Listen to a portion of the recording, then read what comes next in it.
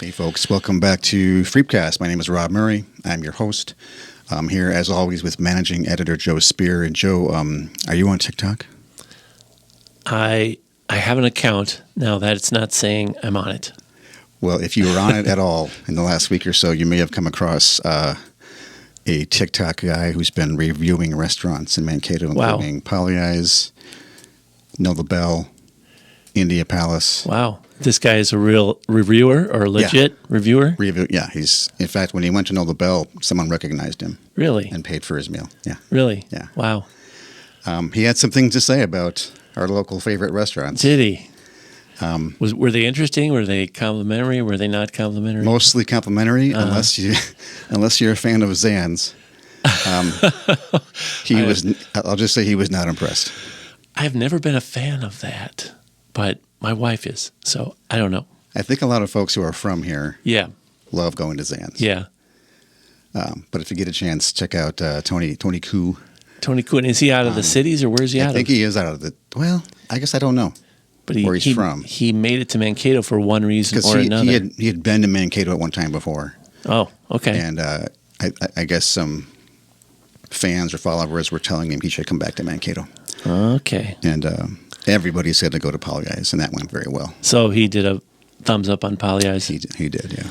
What do you say about Know the Bell? I like that restaurant. He said it, and he liked it all. Okay.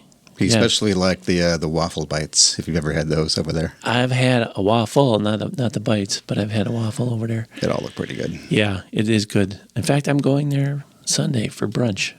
All right. My daughter's going to be in town. Well, we can talk later perhaps about TikTok and stuff, but we have a lot of news happening in the last week in Mankato. I want you to start us off. Well, the big thing was the No Kings rally here downtown, covering several blocks on Warren Street. And 3,500 people was the estimate on how many people showed up. I've heard that if you get a protest where there's like more than 3% of your population, like it's really crazy. So I guess you could go Blewett-Nicollet County is 100,000 people, so 3,500 would be 3.5%. But if you consider only Mankato, North Mankato, it's a crazy number. Yeah. A lot of people out and varying kinds of people. Mark Fishnick walked the streets and did that story for us on a Saturday. Luckily, it wasn't as hot as it's going to be this Saturday, because I don't know if they would have had a good turnout. But interesting variety of people. Yeah. Interviewed an 81-year-old guy who had never been to a protest in his life, even though he grew up, in the Vietnam era, was a military MP. And he and his wife were there. I found it interesting. Somebody drove from Albert Lea, I heard. There was a rally in Albert Lea, and then the person came up to Mankato. And somebody came from Westbrook, 84 miles away. Westbrook? That's southwestern Minnesota, kind of over by Tracy, that way. So people were coming from all around, and to make the statement of No Kings. It was pretty peaceful. I was also out there, and it was very loud, boisterous, but people were honking. Very peaceful. Cars were driving by, because you could still drive the car on the street, right? Yep. They weren't, So that was, really interesting. It's been a while since I think we've had protests of any kind. Maybe you have to go back to George Floyd, but that was... Right. There's been a few on the bridge. The George Floyd one did prompt a few. Right. I think I covered one of those, actually. Yeah. But nothing's ever been as big as this, at least as far as I can remember in this town. Maybe you have to go back to Vietnam. Yeah. When they blocked the road. Right. They blocked the highway. Yeah. And I talked to a guy on Wednesday who was at the 71 Vietnam protest, and he was at this one too. So it's interesting getting the perspective of those folks and, block the road. The same day, Saturday, huge news of the political assassination of the former DFL's House Speaker, Melissa Hortman, and her husband, and then the attempted assassination of another political leader, Senator Hoffman, and his wife. Crazy. 2 a.m, and how it happened. This guy posed as a police officer. He runs a security firm. He's from Green Isle in Sibley County, although he had previously been, like in Texas and other states as well. I don't think we've had a political assassination in Minnesota ever that I can remember. In recent history, who was the last political leader who would have been killed? I couldn't tell you. I mean, the national ones, of course, JFK and RFK and MLK, but this is just very bizarre, and the story gets more bizarre every version of it you hear. You know, how he prepared, how he had a list. And it was all, everyone who was on his list was a Democrat, and there were connections to people who were strong supporters of abortion. And I think everybody is just stunned and kind of in shock. I did meet with Speaker Hortman a few times in my career. When she first became Speaker, they would make the rounds, to outstate newspapers and just check in and talk with you and hear you out. And actually, about 3 years ago, excuse me, the Media Coalition I was connected to in Minnesota here, where we support media rights and First Amendment rights, we had a meeting with her because there was some controversy with one of the media organizations in the Twin Cities about getting access to press conferences and, some retribution against this person this reporter who was, being too assertive for some of the DFL handlers. So the Media Coalition, which we get together every once in a while on these things, it's, Star Tribune, it's us, it's public radio. We met with her just to say, hey, can we not do this again? Can we have a better relationship? This is what happened. And to her credit, I mean, she spent half an hour with us just hearing us out and telling her side of the story as well so we could understand it. So it just was a great way to sort of smooth over relations, and like you need that working together kind of relationship with political leaders. And so she always seemed really level-headed and willing to listen. And she never struck me as a real partisan or as a real flamethrower or, really boisterous person on her side and what should I say, talking points person, So anyway, a sad deal. And this story is going to continue to be interesting as he's prosecuted Mr. Belter.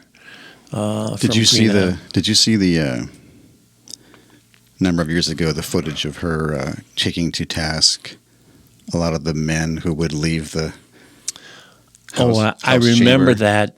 I remember that incident. When the women would speak, they'd all leave the room, go to the lounge or what do they call it? The lounge and play poker. Yeah, I do remember that incident. I didn't see the footage, but she certainly didn't take a lot of things sitting down if she didn't feel like she had to. So I don't know what more to say about that story. It's one we can follow. It's one that'll be mostly the wire. But that was a big day because we had the big news of the No Kings, and that was going to be the front page. And all of a sudden, I wake up 8:30, 9 o'clock in the morning, see the news, and I go, oh my God, this is going to be huge, and we're going to have to remake this front page and make room for it and get the latest. So luckily, we got a lot from the wire services. The Star Tribune was sharing everything they had, so that was really great. But yes, what else? Talking a little sports. Incredible event. Like East baseball was in the state tournament. Mm-hmm. Get to the semifinal game. 2 no-hitters. Each kid threw a no-hitter. They were playing, who was it? Not Ricori. But anyway, our guy threw a no-hitter. Their guy threw a no-hitter. We win the game 2-0 on errors. And I don't think it's ever been done in the history of high school state tournament. Wait, both guys both threw a no-hitter. Teams threw I knew the East kid did. I didn't know. I didn't know both. Okay, wow. And East went on to the championship game and lost 6-2. So that's got to be a first. I would think so. Like anywhere. I would think so. At least at that level. Yeah. Wow. Yeah. So interesting. Most of the sports, high school sports, is done for the year, I'm pretty sure. Everybody had a good year. And the Free Press is doing a special event this year, I should mention, recognizing some of the top athletes, high school athletes, at an event July 29th. And your business can sponsor it.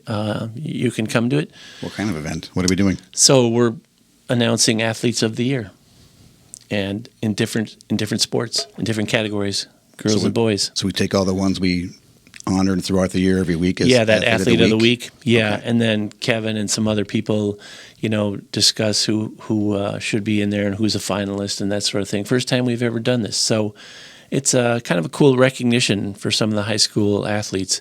And is there a prize? Is there a lot of people cash prize for these kids? There's no cash prize. Not that I'm aware of. But it's nice recognition, and we should say Orthopedic and Fracture Clinic is a generous sponsor for this event, has been supporting it all year. Oh, speaking of sponsors. Yes. Oh, my goodness. This podcast is sponsored by Minnesota Valley Federal Credit Union, happily serving those who live, work, and do business in Blue Earth, Nicollet, LeSueur, Waseca, Brown, and Whatwan County since 1934. If you're getting something out of this, give those folks a shout-out. We had a little tornado activity, not much. It was a small tornado in Nicollet County, but sirens went off for a couple times, and like I was saying earlier, it seemed like they went on and then they went off. So I don't know if I guess they spotted one north of Mankato in Nicollet County, and maybe one down by St. Clair. But no damage done, but that's always trying to keep your ear to the ground on that when those kind of things happen.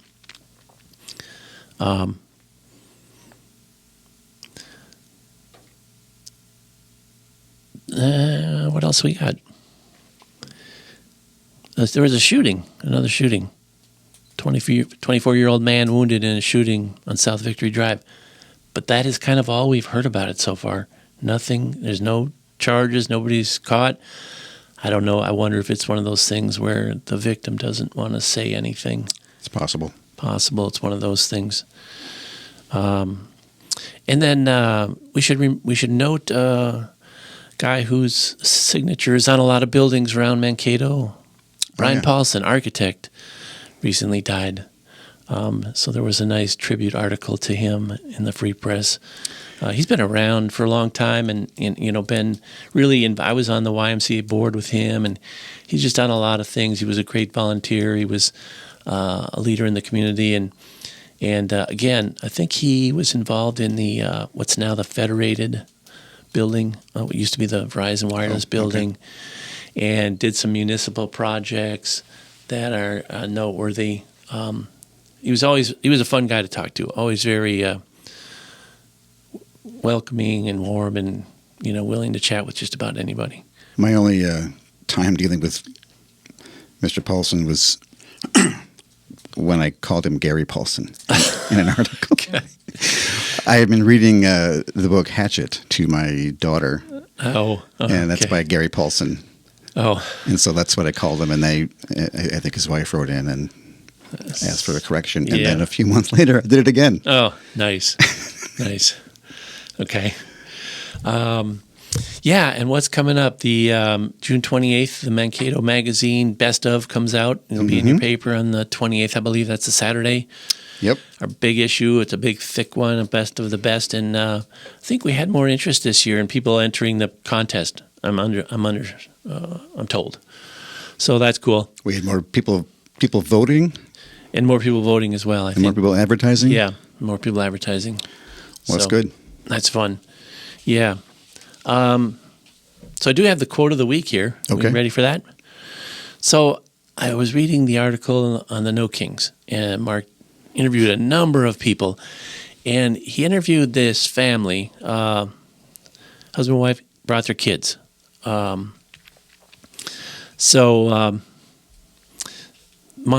talks to Mark, and to Ashley Harris laid out her motivation for joining the mass of Minnesotans. These folks were from Indiana. They they moved from Indiana to live in Minnesota to be a place where it was more consistent with their political views, or, I'm not even going to say political views, just the way they know people and go. So her motivation, she says, I do not like the way this country is going, and sitting idly by is not going to bring change. Husband Matt Harris used even fewer words because the GOP has set fire to the Constitution. Harris has moved to Mankato with their 3 children. They felt individual liberties were being eroded in the Hoosier state and wanted to live in a place that more closely aligns with their beliefs. In comparison to Indiana, they've been impressed with the 3 local political rallies they've attended since April. Matt Harris says, fewer rebel flags here. Feels safer to me, his wife said. I just don't know if I'd be comfortable in Indiana to be out here. They felt secure enough to bring the kids along. Quote, I want them to see what democracy looks like, Ashley Harris said. We're living it right now, so I want them to be a part of it. Yeah, that was a great part of Mark's story. He's, as always, Mark did a good job on that.